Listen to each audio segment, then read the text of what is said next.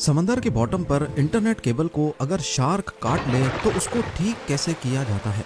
सबसे बढ़कर ये पता कैसे चलता है कि हजारों मील के समंदर में केबल कहां से टूटी है। इस वीडियो से लेकर पूरा यूट्यूब, टिकटॉक, इंस्टाग्राम और यहाँ तक के पूरा ग्लोबल टेक सिस्टम ही आजकल इंटरनेट के जरिए एक दूसरे से जुड़ा हुआ है और पूरे इंटरनेट का 99% ट्रैफिक समंदर के बॉटम पे मौजूद छुपी हुई केबल्स के सहारे गुजरता है। एक ऐसा ट्रैफिक का हाईवे जिसे हम रोजाना इस्तेमाल तो करते हैं लेकिन देख नहीं सकते। ज़ेम टीवी की वीडियोस में एक बार फिर से खुशामदीद। नाजरीन, अंडर सी केबल्स का नेटवर्क इतना बड़ा है कि वो तमाम कॉन्टिनेंट्स को आपस में जोड़े हुए है। ये केबल्स ज्यादा से ज्यादा 8000 मीटर की गहराई में बिछाई गई हैं, जहां प्रेशर 5300 kg पर स्क्वायर इंच जितना होता है। ये ऐसा ही है जैसे इंसानी पाँव की सबसे छोटी उंगली पर एक अफ्रीकन हाथी जितना वजन डाल दिया जाए। इतने ज्यादा प्रेशर में अंडर सी केबल्स का सबसे छोटा हिस्सा अजरबैजान से तुर्कमानिस्तान के बीच ब्लैक सी के नीचे से गुजर रहा है, जिसकी लंबाई करीब 300 किलोमीटर है और सबसे बड़ा हिस्सा 6600 किलोमीटर लंबा है, जिसको मरिया केबल का नाम दिया गया है। ये अमेरिका में वर्जीनिया बीच से शुरू होकर अटलांटिक ओशन की अंधेरी गहराइयों से होकर स्पेन के बिलबाओ पर आकर खत्म होती है। बात की जाए दुनिया के तमाम समंदरों में बिछाई जाने वाली केबल्स की, तो कुल मिलाकर इन सब की लंबाई 14 लाख किलोमीटर से भी ज्यादा है। इतनी ज्यादा कि अगर इन केबल्स को हमारे सोलर सिस्टम के तमाम प्लैनेट्स और उनके मून्स के गिर्द लपेटा जाए तो फिर भी इतनी केबल बच जाएगी कि वो अर्थ का दोबारा से एक गोल चक्कर लगा सके। अब जाहिर है इतनी लंबी केबल्स, वो भी समंदर में 8000 मीटर की गहराई में बिछाना कोई हल्का काम तो नहीं है। सिर्फ 1 किलोमीटर सबमरीन केबल को बिछाने में ज्यादा से ज्यादा 25 लाख US का खर्चा आता है। तो अब आप खुद अंदाजा लगा लें कि 14 लाख किलोमीटर केबल बिछाने में कितना खर्चा आया होगा। पर आखिर इतना सब कुछ करने की जरूरत ही क्या थी, जब आज के दौर में यही काम सैटेलाइट्स की मदद लेकर पूरी दुनिया को वायरलेसली आपस में कनेक्ट रखा जा सकता है। असल में देखा जाए तो पूरी दुनिया में 493 सबमरीन केबल्स मौजूद हैं। हर एक केबल 4000 टेराबिट्स का डाटा झेल सकती है, वो भी सिर्फ 1 सेकंड में। इसको यूं समझ लें कि सिर्फ एक केबल पर 8 करोड़ लोग 4K मूवी एक साथ स्ट्रीम कर सकते हैं और ऐसी 493 केबल्स हैं। इसके बरक्स यही काम अगर सैटेलाइट करेगी तो एक सैटेलाइट पर वही 4K मूवी सिर्फ 24,000 लोग एक साथ देख पाएंगे। अब लोगों की डिमांड्स पूरी करने के लिए होगा ये कि ज्यादा से ज्यादा सैटेलाइट्स इंस्टॉल करनी पड़ेंगी, जिसमें खर्चा भी ज्यादा होगा और मेंटेनेंस भी। सबमरीन केबल के मुकाबले में सैटेलाइट की मेंटेनेंस ज्यादा कॉस्टली भी है और मुश्किल भी, और अगर किसी वजह से सैटेलाइट में मेजर फॉल्ट आ जाए तो उसको रिप्लेस करने में 40 करोड़ US का खर्चा बर्दाश्त करना होगा। यही वजह है कि लाखों किलोमीटर की केबल समंदर के नीचे बिछाना सैटेलाइट या वायरलेस कनेक्टिविटी से ज्यादा आसान है। इस अंडर सी हाईवे में हर वक्त करोड़ों गीगाबाइट्स का डाटा ट्रेवल कर रहा है। इसका मतलब है कि ये हाईवे भी काफी चौड़ा होगा, यानी ये केबल्स एक आम घरेलू फाइबर ऑप्टिक केबल से ज्यादा मोटी होगी। पर ऐसा नहीं है। देखने में ये येलो और ब्लैक केबल एक होज पाइप जितनी मोटी है, लेकिन असल में इसके बीच से गुजरने वाली फाइबर ऑप्टिक केबल बाल जितनी पतली है। तो अब सवाल उठता है कि इतनी पतली तार के बीच से इतना ज्यादा डाटा कैसे भेजा जाता है।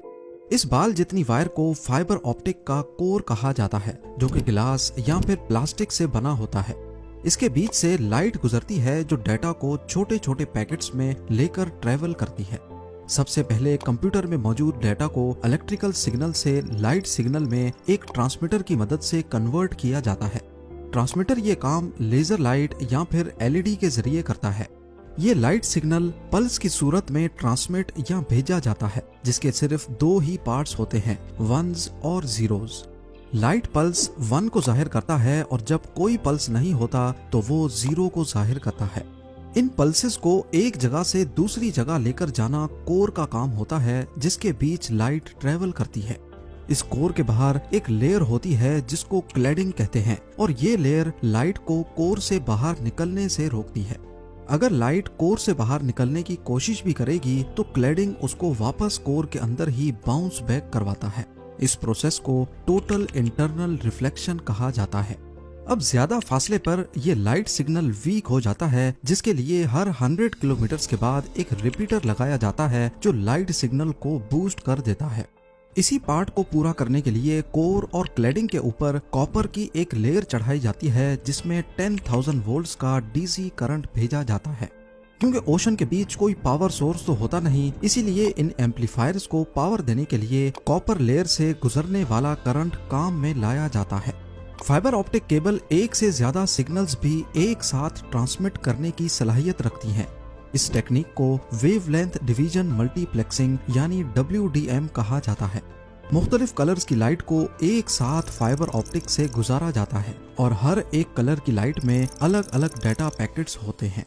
जैसा कि आप जानते हैं कि speed of light 1079 million kilometres per hour होती है, यानी ये डाटा एक जगह से दूसरी जगह स्पीड ऑफ लाइट से पलक झपकते ही पहुंच जाता है। हजारों किलोमीटर दूर पहुंचने पर यह डाटा फोटो डायोड या फोटो डिटेक्टर की मदद से दोबारा इलेक्ट्रिकल सिग्नल में कन्वर्ट होता है और फिर कंप्यूटर या मोबाइल डिवाइस उसे दोबारा रिकंस्ट्रक्ट करके ग्राफिक्स या फिर किसी भी फॉर्म में ले आती है। कोर, क्लैडिंग और कॉपर लेयर के अलावा सबमरीन केबल के मोटे होने की वजह इसके ऊपर मौजूद 7 और लेयर्स भी हैं, जिनका काम केबल को पानी के एक्सट्रीम प्रेशर से बचाना होता है। लेकिन इसके बावजूद भी ये केबल अर्थक्वेक्स, शार्क अटैक्स और समंदर के अंदर ही वोल्केनिक एरप्शन से डैमेज हो जाती हैं। लेकिन सबमरीन केबल के डैमेज होने की सबसे बड़ी वजह फिशिंग होती है। कुछ वेसल्स समंदर के बॉटम पे रहने वाली मछलियों का शिकार इस ट्रॉल डोर से करते हैं, जिसके साथ एक रस्सी लगी होती है जो सीधा वेसल से कनेक्टेड होती है। इस ट्रॉल डोर को बॉटम तक भेजकर इसे ओशन फ्लोर पे घसीटा जाता है और फिर मछलियां इसमें फंसती चली जाती हैं। जब ये ट्रॉल डोर गलती से सबमरीन केबल की जगह पर फेंक दिया जाए तो घसीटने की वजह से केबल को बहुत नुकसान होता है। अब यहाँ आप सबके जहन में एक ही सवाल आ रहा होगा कि इतने वसी और बयाबान समंदर के बॉटम में अगर सबमरीन केबल डैमेज हो जाएं तो फिर इनको ठीक कैसे किया जाता है। ठीक करना तो बात की बात है, लेकिन सबसे पहले हजारों किलोमीटर की वायर कहां से डैमेज हुई है वो लोकेशन पिन पॉइंट कैसे की जाती है। आपको यहाँ बताते चलें कि आजकल की मॉडर्न सबमरीन केबल्स 1 इंच मोटी होती हैं और 1 किलोमीटर वायर का वजन करीब 1400 kg होता है, यानी एक सेडान गाड़ी जितना। समंदर में इंस्टॉलेशन के लिए ऐसी हजारों किलोमीटर वायर वन पीस में समंदर के बॉटम पे स्पेशल शिप्स की मदद से इंस्टॉल की जाती हैं। पूरी रिसर्च के बाद जब एक खास एरिया चुना जाता है तो वायर के बड़े बड़े रोल्स शिप में लादकर उस लोकेशन पर लाए जाते हैं और एक स्पेशल रोबोटिक मशीन जो समंदर के फ्लोर पे चलने की सलाहियत रखती है, उसको इस्तेमाल करके 1 मीटर तक फ्लोर खोदा जाता है और साथ साथ उसमें केबल बिछाई जाती है। ये काफी आहिस्ता चलने वाला काम होता है, जिसे बड़ी एहतियात से करना बहुत जरूरी है। एक अंदाजे के मुताबिक यूएस और यूरोप के बीच बिछाई जाने वाली 6600 किलोमीटर की वायर को इंस्टॉल करने में करीब 2 साल का वक्त लगा था। जब एक वेसल में रखी वायर खत्म हो जाए तो केबल से भरी दूसरी वेसल मंगाई जाती है और पहली वायर का कोना नई वायर के साथ कनेक्ट करके बिछाने का काम आगे बढ़ाया जाता है। इस पूरे काम में सबसे बड़ी रुकावट मौसम पैदा करता है। अटलांटिक ओशन में साल के 365 दिन तेज हवाओं का सिलसिला मौजूद होता है और ये हवाएं कब समंदरी तूफान की शक्ल इख्तियार कर लें, इनको कोई भी नहीं रोक सकता। इसके अलावा अटलांटिक ओशन में अक्सर औकात कैटेगरी 1 का हरिकेन मौजूद होता है। इस वक्त भी जब मैं वीडियो के लिए रिसर्च कर रहा हूँ तो अटलांटिक ओशन में कैटेगरी 1 का हरिकेन मौजूद है, जो फोरकास्ट के हिसाब से 23 अगस्त को आयरलैंड के साहिल पे पहुंचेगा। हरिकेन्स या तेज तूफान की वजह से कई दिन तक इंस्टॉलेशन का काम वहीं पॉज कर दिया जाता है जब तक मौसम क्लियर ना हो। अब जब इंस्टॉलेशन का काम ही इतना मुश्किल है तो सोचें रिपेयर का काम कितना मुश्किल होगा। सबमरीन केबल के दोनों एंड पॉइंट्स पर डाटा सेंटर्स होते हैं जो केबल की एक्टिविटी को 24/7 मॉनिटर करते हैं। जैसे ही दोनों का कनेक्शन टूट जाता है तो इसका एक ही मतलब है कि समंदर के बीच केबल टूट गई है। हजारों किलोमीटर की वायर एग्जैक्टली कहां से डैमेज हुई है ये पता लगाने के लिए एक खास डिवाइस यूज होती है, जिसे ऑप्टिकल टाइम डोमेन रिफ्लेक्टोमीटर कहा जाता है। ये डिवाइस दोनों एंड से एक लाइट पल्स भेजती है और क्योंकि केबल टूटी हुई है तो वो लाइट पल्स बाउंस करके वापस आ जाती है।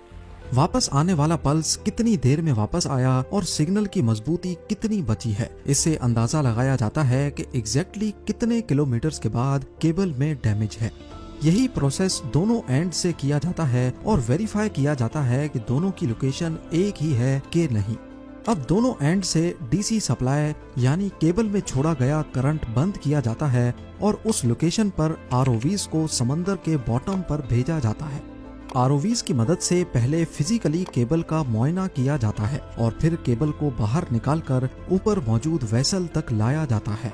केबल का वो हिस्सा जो डैमेज हो गया हो वो काट कर उसमें दूसरा पीस लगाया जाता है। फाइबर ऑप्टिक का कोर क्योंकि ग्लास का बना होता है, इसीलिए ये काम काफी एहतियात से करना होता है ताकि एक गिलास दूसरे के साथ वैसे ही जुड़ जाए जैसे वन पीस में था। इस प्रोसेस को स्प्लाइसिंग कहा जाता है। अगर केबल कम पड़ रही हो या समंदर का बॉटम काफी ज्यादा नीचे हो तो पहले एक हिस्से को ऊपर उठाया जाता है, उसमें दूसरी एक्स्ट्रा वायर जोड़कर दोबारा नीचे बिछा दिया जाता है। फिर यही प्रोसेस टूटी हुई वायर के दूसरे एंड पे भी किया जाता है। सबमरीन फाइबर ऑप्टिक केबल के फायदे, ये काम कैसे करती है, इंस्टॉलेशन और रिपेयर के बारे में शायद आपके कई सवालों का जवाब मिल चुका होगा। उम्मीद है जेम टीवी की ये वीडियो भी आप लोग भरपूर लाइक और शेयर करेंगे। आप लोगों के प्यार भरे कमेंट्स का बेहद शुक्रिया। मिलते हैं अगली शानदार वीडियो में।